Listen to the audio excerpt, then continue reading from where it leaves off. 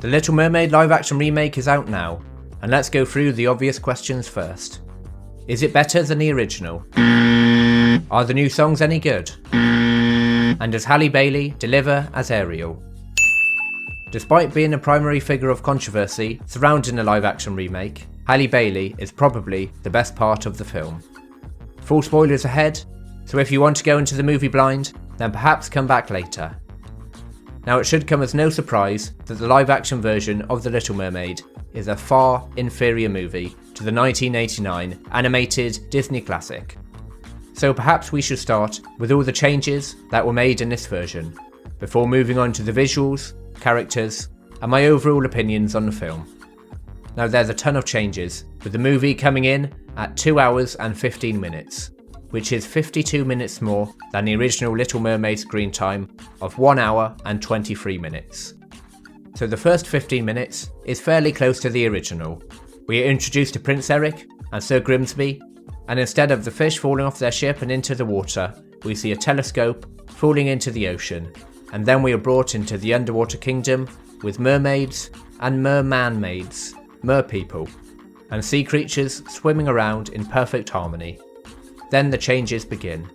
Sebastian has no concert, and instead of dancers and singers, Ariel's siblings are leaders of the 7 seas. Then, when Ariel sees Prince Eric on his ship, she isn't infatuated by the handsome young prince. She just sort of watches him from afar. Here we find out that Prince Eric is no prince at all, and he is in fact adopted. And he's returning from his voyage to bring trade back to his isolationist kingdom. The next change surrounds Ursula, who casts the original spell on Ariel to give her legs, but with the additional caveat that Ariel doesn't know she has to get Prince Eric to kiss her, and whenever Sebastian or Scuttle talk to her about kissing Eric, she can't hear them. Which is a very weird change to make, and raises questions such as, does Ariel actually know about Ursula's spell? Does she believe she's got her legs forever? Or does she know that she's only got 3 days until she turns back into a mermaid, but doesn't know that true love's kiss from Prince Eric will allow her to keep her legs forever? It's such an odd change to make, as it leaves Ariel aimless and brings up way too many questions that are just completely skirted over. This also leads to Sebastian being the one trying to get Eric to fall in love with Ariel. She just happens to stumble into spending time with the prince unintentionally. This change really takes away any sense of urgency for Ariel and makes her more of a frustrating character, as Sebastian has to do all the work in getting Eric and Ariel to fall in love. Another notable change are the characters in Atlantica.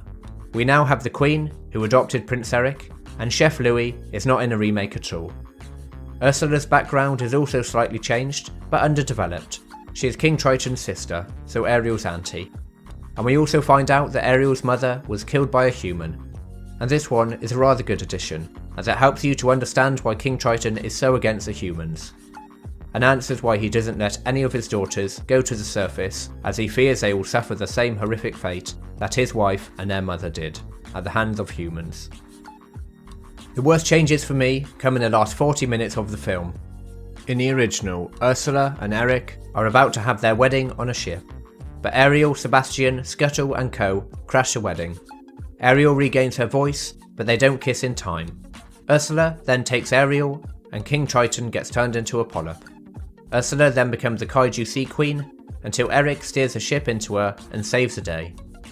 King Triton turns Ariel into a human, and she and Eric get married in front of everyone, with the clear message of a father's love for her daughter and letting go of our children so that they can live a life of their own, and a secondary message of true love conquering all. Now in 2023's live action version, the ending takes way longer and fumbles the overall message of the movie, in an overly complicated ending that outstays its welcome by about 20 minutes. So we start off the 45-minute ending at the Queen's Castle, and in a Little Mermaid meets Downton Abbey scene, the upper class of Atlantica are having an engagement party at the royal castle. This celebration is for Ursula in her human form as Vanessa and Prince Eric, who's been hypnotised by Ursula. The Queen gives Prince Eric her mother's ring, but Scuttle and Max the dog attack Vanessa, and then Ariel and Vanessa have a fight. Girls get it done. Ariel gets her voice back, Prince Eric and Ariel don't kiss in time, and Ariel returns to her mermaid body. Ursula, now in octopus form, takes Ariel and they head into the ocean. King Triton tries to stop Ursula and trades places with Ariel and is turned into dust by Ursula's eels. She then goes kaiju mode, but this time Ariel steers a ship into her, whilst Eric gets caught up in some rope on a rock. Girls get it done. Ariel leaves Eric without saying goodbye as she follows King Triton's trident to the ocean floor.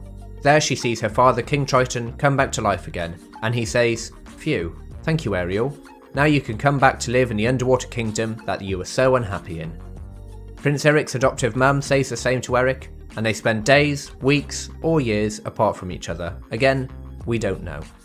And then later, Prince Eric is playing fetch with Max's dog. But wait, Max doesn't return the stick, because Ariel makes a surprise appearance in human form. They have a wedding, which we don't see, and they're about to get onto their honeymoon voyage to explore uncharted waters together. Ariel looks wistfully to the sea, as her family aren't there to see her off, and Ariel and Eric get onto a paddle boat. As they head out on a little boat, King Triton appears, and instead of being raised up by water, as in the original film, King Triton is just paddling next to their boat. He says goodbye to Ariel, apologising and saying that he finally heard her voice, and that now he is allowing her to be happy and find her own path. The message is similar to that of the original, but is watered down, and without any real nuance. The message that comes across is that the younger generation are right, and should be given freedom to live how they want to live, and the old traditional matriarchs and patriarchs, aka the Queen and King Triton, finally heard their children's wishes and eventually let them go. But it's too on the nose, and sort of paints King Triton as foolish, only eventually to come round to his daughter's way of thinking. I prefer the original ending, which is about 20 minutes shorter, and looks at King Triton in a more sympathetic view, and paints him out to be the loving but protective father, and not just a silly old fool who can't let go of his daughter. So that's all the changes that take place in the remake. I think it's fair to say that Prince Eric's backstory is explored more, which is a good thing, but most of the changes are superficial and add very little of any real worth, except from making the film much, much longer. Oh, and talking about needless changes, let's cover the new songs. Apparently only 3 new songs were added, but it feels like they've added 20. The pace of the original was really good, with the songs punctuating each chapter of the movie, but in the remake it feels like a constant musical. We go from one song to the next, without much story happening in between. Halle Bailey singing Part of Your World is fantastic. I had goosebumps at the climax of the song. And then around 2 minutes later, after that crescendo, we have another song from Prince Eric, which basically says the same thing from his perspective, that he wants to find her and be free of his life under an overly strict parent. The next notable addition is the Awkwafina rap, Scuttle, and it's just so out of place with the rest of the orchestral soundtrack. To be fair, the children in my cinema screening found the song funny, and I think it's fair to say they are the target audience, so I shouldn't be too critical of it, but Awkwafina's voice. Heard that Scuttle, but no, the gossip, the buzz. Casting Awkwafina as a loud squawking bird does make sense, but she's so irritating. Now with a much longer screen time, we do get to see greater character development for almost every character, but save for Ariel, Ursula and Prince Eric, all the characters are worse in the live action remake. King Triton, played by multiple Oscar winner Javier Bardem, is boring, and certainly doesn't have the gravitas or imposing presence of the animated Triton. Scuttle is incredibly annoying and looks very odd, and not only has Scuttle been gender swapped, but also species swapped. From a seagull to a gannet. Flounder looks terrible and takes a backseat to Sebastian, who is fine but suffers from the fact that he can't have such exaggerated movements and facial expressions as the animated version. And with Chef Louis removed from the film, Sebastian features a lot less. Prince Eric's adoptive mother, the Queen, aside from being a mirror to King Triton, seems a bit of a miscast and feels out of place. So Grimsby, however, is more likeable and more developed than in the original, so points awarded there. So let's compare the characters in both movies to see which version is better. Ariel, although certainly not as eye-catching in the live-action remake, trading in vibrant red hair for dull brown. I would say it's a tie. Both Ariels are solid characters, and as shocking as it may be, Jodie Benson's voice is possibly topped by Halle Bailey's. Prince Eric, well, I've got to hand it to the live action version, played by Jonah King. Auto-tuned song and the occasional cringe moment notwithstanding, he's more developed in the remake.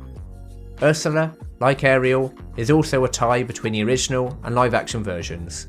Melissa McCarthy brings animated Ursula to life, but doesn't do anything to separate her from the animated Octopus Witch. 1989's King Triton is head and shoulders above the bland, paddling pool live action version. The original Sebastian tops Daveed Diggs version, and without a shadow of doubt, animated Flounder is better than a visually poor and uninspiring voice of the live action Flounder. Awkwafina's Gannet Scuttle can go in a bin, so that's a win for the animated Seagull Scuttle. So Grimsby is a win for live action, whereas Chef Louis is more memorable than any of the new side characters such as the Queen. So the results are, the live action remake has 2 better character iterations, there are 2 ties with Ariel and Ursula, and there are 5 better versions of the characters in the original, in my opinion. So casting wise, they got the lead characters right, Ariel, Eric and Ursula, but the side characters are so grey and uninteresting, leaving Bailey, King and McCarthy to do all the heavy lifting. When it comes to my rating of the film, I've scored 7 for the plot, entertainment value scored 6, characters and performances score 7, visuals score 6, which is rather kind, as there is quite a lot of dark underwater visuals to hide the ropey CGI. Sound scores 8, largely due to Bailey's outstanding voice, and the overly long ending scores 6, giving The Little Mermaid an overall score of 67%. When comparing the remake to the original, which scored 80%, the ending and the visuals let the readaptation down. The Rotten Tomatoes critic score currently stands at 67%, whereas the audience score stands at a mighty 88%. The IMDb score for the remake is 7 out of 10. So have you had a chance to watch The Little Mermaid? Is it better than the original, or does it fall into the same category as all the live action remakes so far, occasionally reaching the great levels of the original animation, but ultimately being an inferior imitation?